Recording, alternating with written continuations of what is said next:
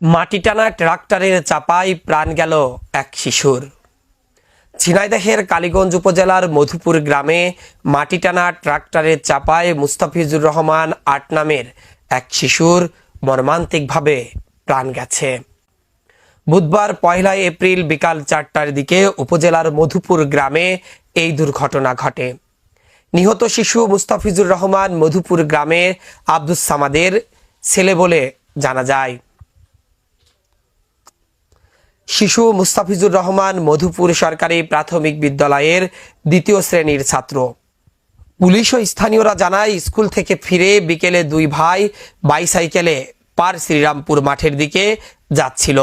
পথের মধ্যে কালুখালী মাঠের গভীর নলকূপের কাছে পৌঁছালে বিপরীত দিক থেকে দ্রুত গতিতে একটি ট্রাক্টর আসতে দেখে তারা দুই ভাই বাইসাইকেল নিয়ে রাস্তার উপর দাঁড়িয়ে পড়ে।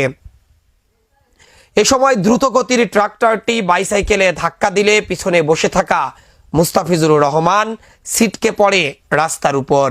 এতে মাথায় আঘাতপ্রাপ্ত হয়ে ঘটনাস্থলেই প্রাণ যায় শিশু মুস্তাফিজুর রহমানের। এ সময় ট্রাক্টর চালককে আটক করেছে স্থানীয়রা। এ বিষয়ে কালীগঞ্জ থানার ওসি জিল্লাল হোসেন বলেন, খবর পেয়ে ঘটনাস্থলে পুলিশ পাঠানো হয়। স্থানীয়রা ট্রাক্টর চালককে পুলিশের কাছে সদর্পণ করে তাকে থানায় নিয়ে আসা হয়েছে। এই ঘটনাটি অত্যন্ত মর্মান্তিক একটি দুর্ঘটনা।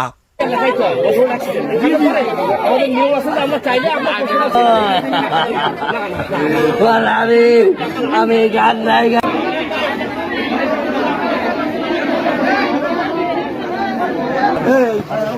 বাচ্চারা খুলে একটু ডান্সের খেলা